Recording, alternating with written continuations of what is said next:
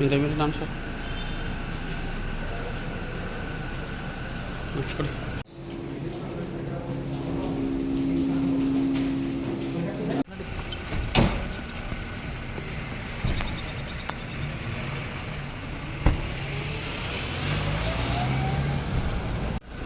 Students है, उनका parents का उन्होंने मुझे चिट्ठी लिखा था कि 18 हमारे त्रिपुरा स्टूडेंट्स का खिलाफ FIR भी फाइल किया गया है, वो रैगिंग के केस में, और उनको हॉस्टल से हटाया भी गया है।